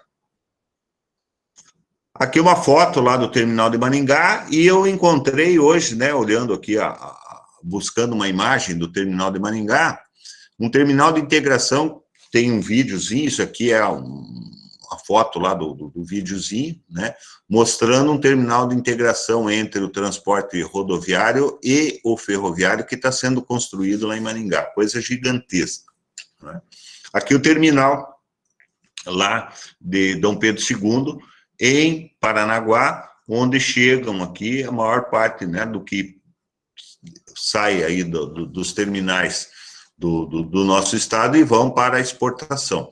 E aqui, os de containers, o nosso também, lá no Porto de Paranaguá, a empresa que gerencia isso, né, que é a dona do capital desta empresa, é chinesa. Peço desculpa para vocês. Vamos lá. Milho, Maringá, 400.000 toneladas, né? Sarandi, segundo lugar, e por aí vai. Álcool, Londrina, Sarandi, tá vendo como? Transporte ferroviário de cimento e clinker, né? Uma imagem do cimento, e o que é o clinker que se transporta, né? Clinker é igual ao calcário, mais argila e mais o minério de ferro, né? Esta mistura aqui, chamada de clinker, tá? Sai do terminal de origem de Rio Branco do Sul, vai para Cascavel, Londrina, Maringá, maior quantidade de tonelada, né? De Cascavel vai para a agrária, quantidade menor, e de agrária a Cascavel, a baldeação aí desse produto, né? Entre cimento, clinker, vai o clinker até Cascavel, né? De lá é transformado em cimento, vai à agrária, de agrária volta e assim sucessivamente. O que entra no nosso estado por ferrovias? Tá? Por ferrovias. Então, nós temos origem lá no Rio Grande do Sul, na terra da professora Lígia, né? O embarque de óleo diesel, porque o Paraná não produz a quantidade de óleo diesel que consome, né, na nossa refinaria, então precisa vir de fora, 345 mil toneladas, produtos químicos, álcool, gasolina e veículos. De São Paulo entra cimento e álcool. De Santa Catarina vem cloreto de potássio, ureia, adubo orgânico a granel, fosfato, adubos e fertilizantes, né? Então, vocês vejam, boa parte daquilo que vai para a nossa lavoura, né, entra Santa Catarina nos portos, descarrega nos portos lá em Santa Catarina e vem por trem aqui para o nosso estado. Transporte aquaviário, né, nós temos o marítimo e o fluvial. O marítimo, duas empresas públicas, que é a administração do Porto de Paranaguá e a administração do Porto de Antonina, né, a APA. E temos 3 terminais privados, 2 deles no litoral e um deles lá em Foz do Iguaçu, que é o nosso porto fluvial. Com relação às operações aqui no nosso estado, Porto sai aqui do nosso estado, né? Terminal de destino para o Porto de Santos, para o terminal lá do Amazonas, percentual, 52% dos navios que saem do estado do Paraná vai para o Porto de Santos. 30% dos navios vai para o Amazonas. 3% Pernambuco, Santa Catarina e outros portos e terminais, 4%.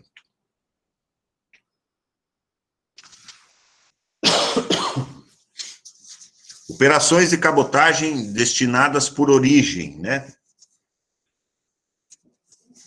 O que chega no nosso estado, né? O que vem para cá, destinadas ao porto? Vai 57% daqui e chega a 67%, quase 68% do que entra no nosso estado vem do estado de São Paulo, do Porto de Santos. A mesma coisa, 13% vem lá do Amazonas. Pernambuco, né? Santa Catarina, terminal de navegantes, Santa Catarina, Itapoá, Manaus e Rio de Janeiro.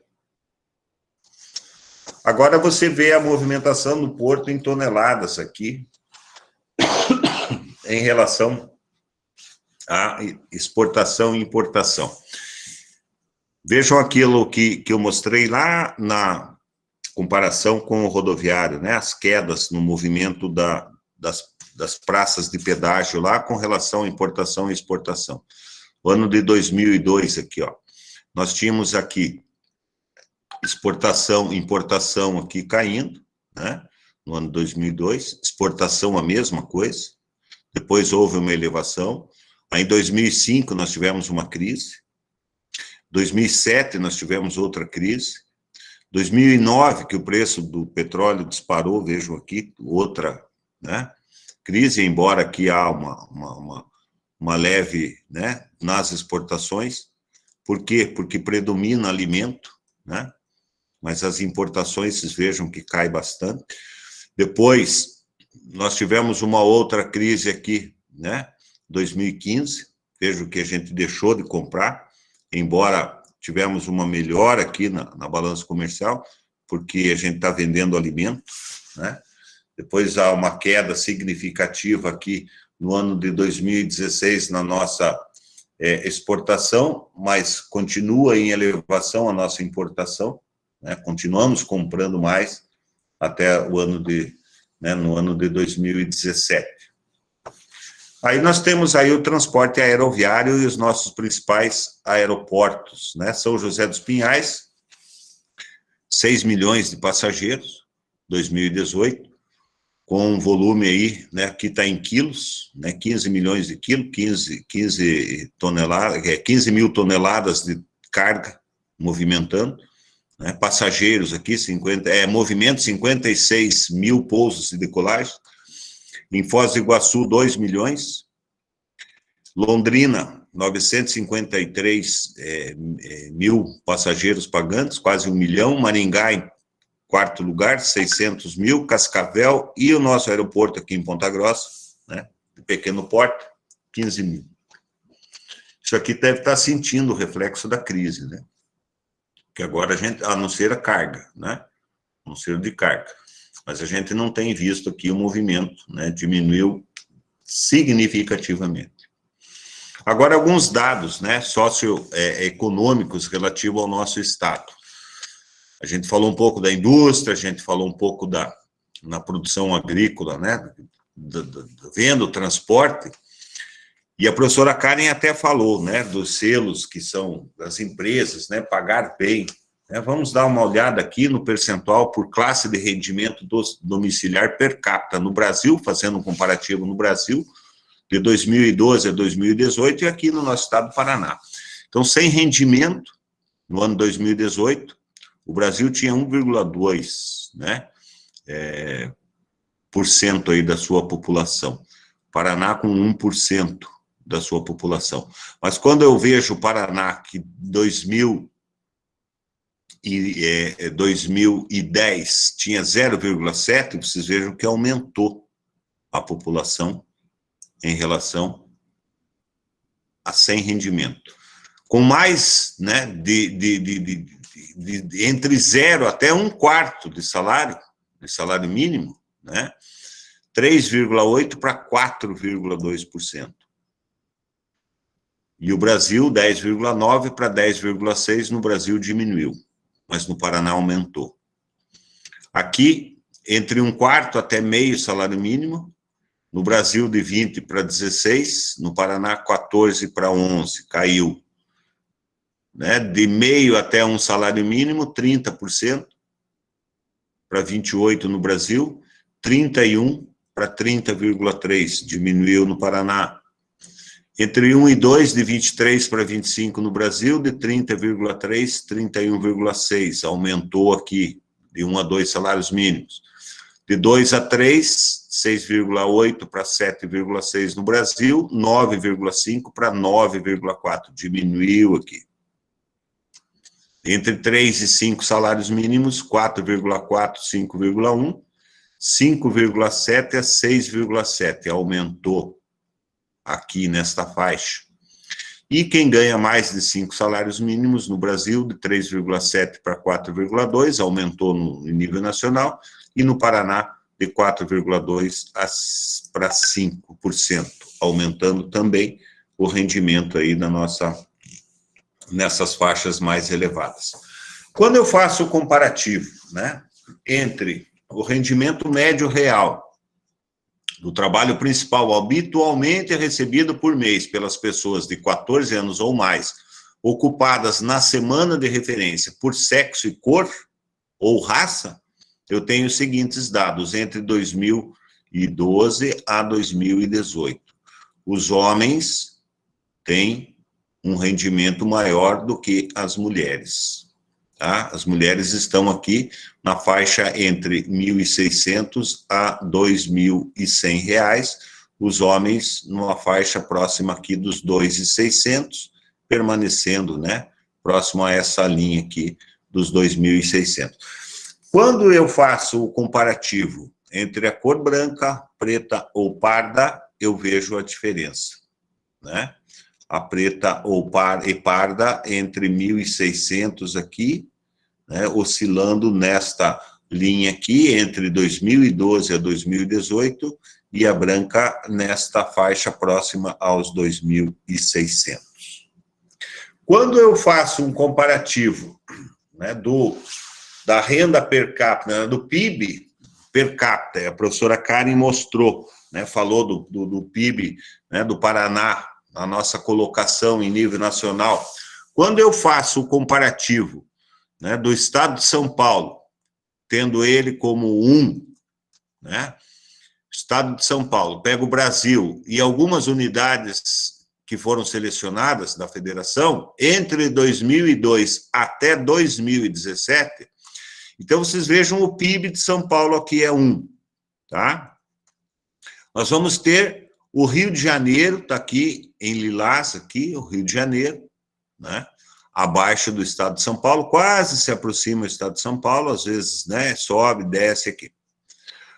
O estado do Paraná, esse em rosinha aqui, oscila lá para 0,7, cai um pouquinho, daí sobe, volta a subir um pouco, cai, fica aqui entre o 0,7 e o 0,8, né, abaixo do PIB de São Paulo, lá, o percentual per capita, né? O Brasil é esse pontilhadinho aqui, que está entre o 0,6 e não chega ao 0,7. O Paraná está um pouco acima da média brasileira, né? E alguns comparativos, o estado do Rio Grande do Sul tem aqui muito próximo ao estado do Paraná. Horas superior, horas empata, né? Horas superior, horas um pouquinho abaixo, mas se mantém muito próximo ao do estado do Paraná. O Mato Grosso do Sul, esse verdinho, horas abaixo da média nacional, hora sobe, hora bem abaixo da média nacional, hora passa, empata, volta a subir, né, em sistema ascendente. Então, finalizando aqui, né, essa live, essa pequena, né, divagação aí sobre esses dados econômicos apresentados, eu volto, né, assim como a professora Karen, colocar, né, quais as perspectivas que nós temos, né, o que podemos fazer para melhorar a qualidade de vida do Paraná como instituição, ou seja, nós, né, paranaense, o que nós podemos fazer, né, enquanto estudantes, enquanto futuros professores, nós professores, diante aí desta situação pela qual nós estamos passando, né, em termos econômicos e sociais. O que nós podemos fazer? Eu não sei se... Eu não estava vendo vocês, né, daí é horrível isso, você fica falando para a tela ali, fica imaginando, e fica uns barulhinhos, mas será que estão mandando mensagem, né, não estão me ouvindo? Estamos aí agora abertos. Passo a palavra à minha colega, a professora Karen.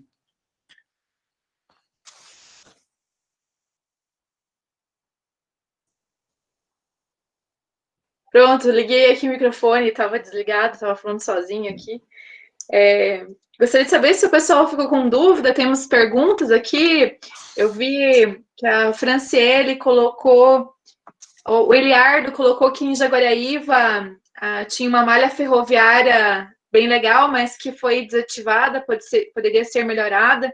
É interessante, né, que a malha da ferrovia de Jaguariaíva está ligada às indústrias de Matarazzo, né, e principalmente a exportação de banha de porco, né.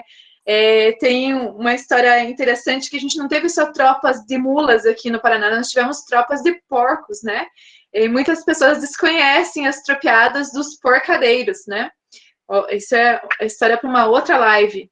E a Franciele também coloca aí a questão do Vicente Montanha, ela diz que acha que pertence a Maringá, o terminal ferroviário, e falou que o terminal está sendo uma piada, porque um dia talvez a parte ferroviária exista.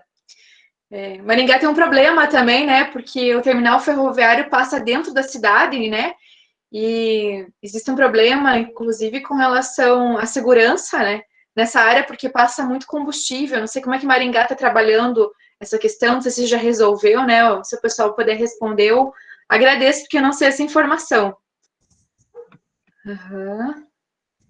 Então, pessoal, e a gente prometeu, né, que quem ficasse até o final da live, a gente ia sortear aqui um livro, né? Então, vamos lá, né, Paulo Moro? Vamos para a pergunta?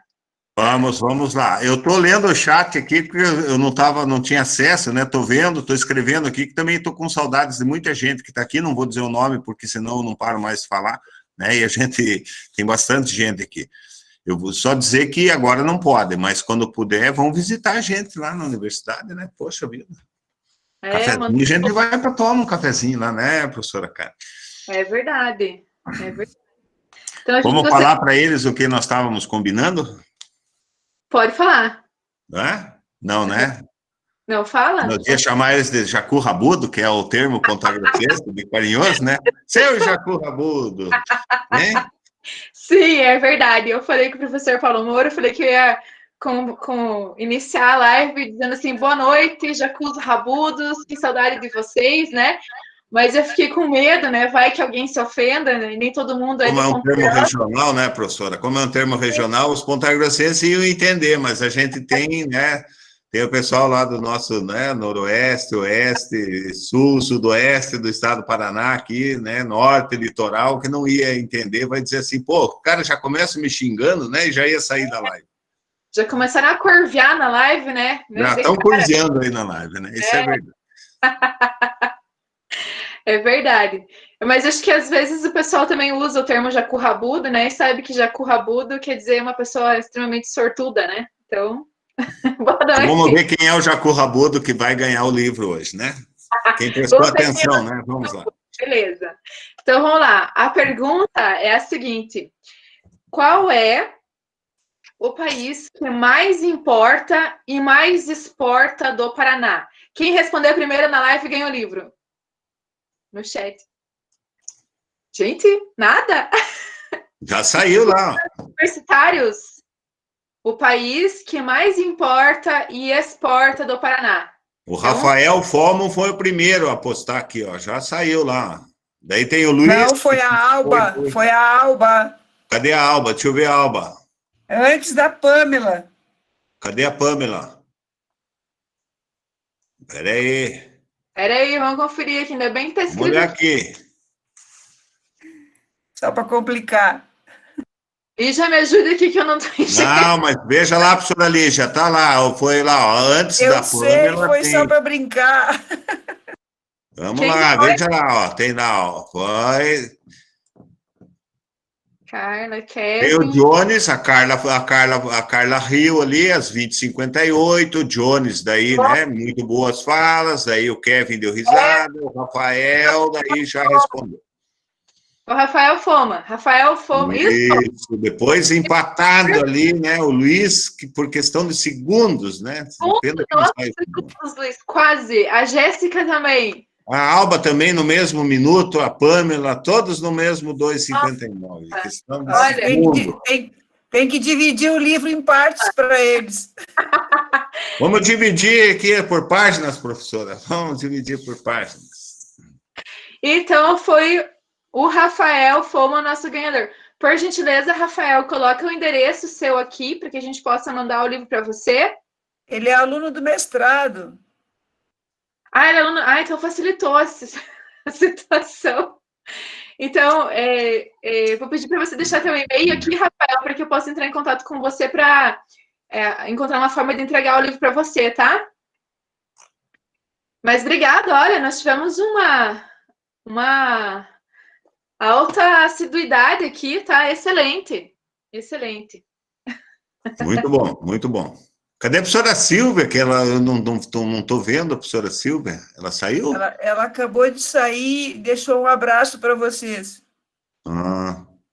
Suelen, quase, né, Suelen? A gente fica com medo, né? Nossa senhora, dá um frio na barriga, tá vendo? Ver a Silvia olhando ali assim, você já fala, meu Deus do céu, eu vou cair da cadeira. Então, pessoal, muito obrigada. Quem quiser ficar conversando mais um pouquinho aqui com a gente, pode ficar à vontade, liguem os microfones aí, tá? Sim, é bom ouvi-los um pouco. Um abraço para você, Daniela, saudade de você, da Silmara, da Suelen. A Alba, eu já decorei o nome aqui do EAD, de tanto ver a Alba. A Alba é assídua nas nossas lives, que bom. Silmara, Johnny, a professora Carla também está aqui. Que bom. Giovana. Gilson vai apresentar o quê, Gilson? Oi, Gilson. Gilson vai apresentar para nós o que a população do estado do Paraná de 1545 até 2020. Ah, é? Legal. Olha só. 1654. São 5 minutinhos de vídeo. Quem quiser acompanhar, né, vai assistindo aí. Mas a área considerada Paraná é a mesma? É o que está no mapinha aí do lado aí, ó. Legal, Gilson. Abraço aí para o Johnny, para o Kevin também, para o Jefferson. Crislane também tenho visto bastante aqui nas lives. Quero aproveitar para parabenizar o pessoal da EAD que esteve presente aí, né? Sim. Agradecer a todos pela presença aí. E isso é importante. O Gilson, tá faltando o Castro aqui nesse gráfico aqui, eu não gostei dele. Ele vai chegar aí, mas lá por 1800, mais ou menos. Tô brincando. Mas essa necessidade de colocar Castro no centro do mundo, ela é histórica. Desde que eu cheguei aqui em 2007 que eu escuto isso. Eu tô competindo com o Cartório, com Jaguaraíva, mas a cidade-mãe do Paraná é Castro. Pois é, esse material aí é produzido pelo governo do estado. Eu também estranhei, eu estava olhando ali já hoje, ouvindo a tua fala, né? E a gente sabe mesmo dessa origem antiga de Castro, né? Mas realmente vai aparecer um pouco mais para frente ali. Mas não, lá na página do governo, ele tem uma contextualização de como foi produzido, né? E eles usaram como base e tal para produzir esse material aqui. Mas é brincadeira minha, assim, no sentido de papel formalizado, foi Castro, no papel, no documento, né? Foi a primeira cidade que conseguiu a denominação de cidade.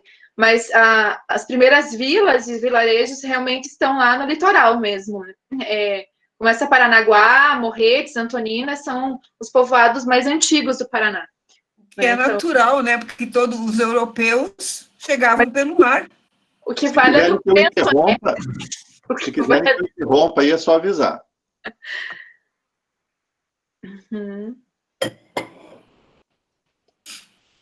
A partir do Império, a gente tem uma sulinização do Estado, né?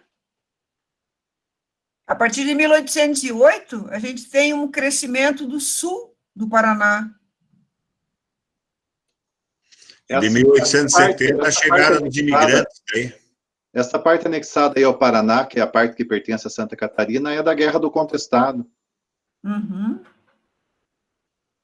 Você veja que em 1880 para frente começam a chegar os imigrantes, né? Gilson, o pessoal está perguntando onde que encontra o link para esse vídeo. É no IPARTS também? Gilson, está fechado o teu microfone, meu. O microfone é desligado, Gilson. Eita!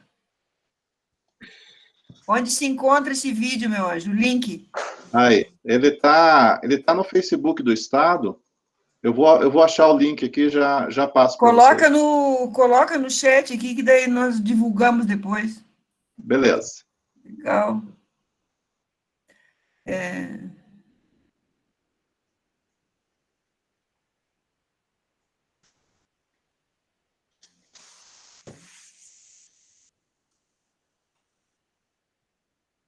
Muito legal, bem ilustrativo.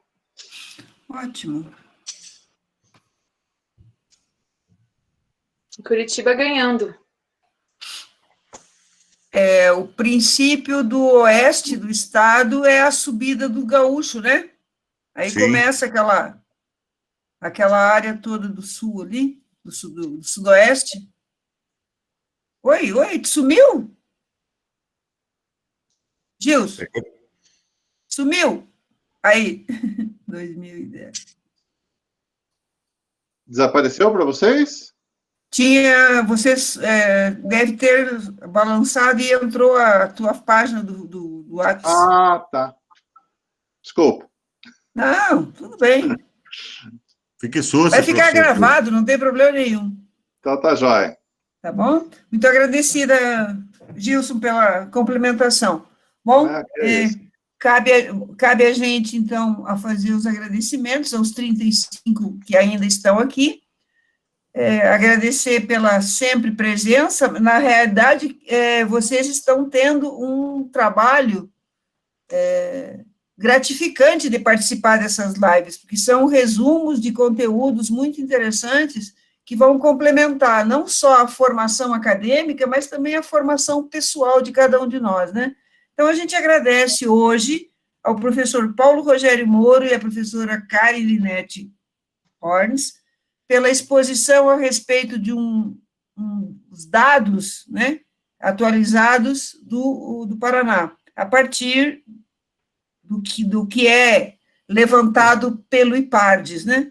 Então, a gente agradece a vocês, convida vocês para a próxima reunião no dia 10, à noite, né, os professores, os alunos do primeiro ano para estarem conosco, e não esquecendo que durante a tarde haverá o trabalho do professor Selby e o seu grupo de pesquisa. Por hoje, vamos nos recolher, tomar um chazinho de hortelã para esquentar os pés, porque a temperatura está caindo. Agradeço aos colegas que estiveram aqui, professora Silvia, professor Gilson, professora Carla, professor Ricardo, que é o nosso artista dos cartazes, a professora Carla e o Selbo, que estiveram aqui, a professora Andréia, que a gente sabe está super ocupada, e nós agradecemos, então, desejando um bom descanso, e amanhã é outro dia, seja ele com sol ou com chuva, nós estamos em fé. Um abraço, um beijo, bom descanso a todos. Boa noite. Coloquei o link aí no chat. Obrigada, professor. Pessoal, boa noite. Estamos fechando aqui. Tchau, boa noite para vocês. 2 horas de trabalho. Boa noite, pessoal. Tudo de bom. Se quiserem, podem falar agora um pouquinho. Aí passou, Valdo. Ficou tranquilo. Os alunos estão todos mudos. Não foi, mas a gente estava nervoso, preocupado, né? Pois é, mas se eles quiserem, pode dizer alô aí, pessoal. Foi muito bom. Agora vamos ouvi-los, né? A gente teve um equilíbrio entre a rapidez da professora Karen e o modo mais slow motion do professor Paulo Moro. Deu para equilibrar, estava ótimo, muito bom. A Karen estava no 220, né? Eu ligaram no 110, 105. Eu não sei, eu sei que eu engatei uma marcha e vamos. Tava legal. E o ruim da live é que não tem ninguém para ajudar com as palavras, né? E daí, às vezes, você quer uma palavra ideal e não vem ela na mente. A Karen bateu o recorde de 49 minutos sem respirar. Tá feia a coisa, então. Eu preciso treinar agora. Ai, ai. Mas, pessoal, aí, pode abrir o pessoal aí. Tá todo mundo quieto, a gente esperando aqui, só estão saindo, indo embora. Vamos lá, Jean. Lá, Jean? Tibagi. Vamos, Jean. Conte para nós como é que tá Tibagi, rapaz. Já achou diamante? Aí, chapéu. Essa baixa daí deve tá chutando diamante por lá, né, Jean? O pessoal que tá lá em Rondon tá passando muito frio, então nada, aqui tá bem mais frio, vocês não sabem que geada. Eu brinco que eles não têm... As geadas daqui de Ponta Grossa são bem mais fortes do que lá da região do oeste, né? Não deu para ver ainda a roupa dura no varal. O Johnny... Matheus, amanhã não tem live com o professor Márcio Ornati. Não é amanhã. A do Márcio? Não é amanhã? Não, é o dia 30 que ele vai apresentar a plataforma, a menos que seja outra não desse nosso curso.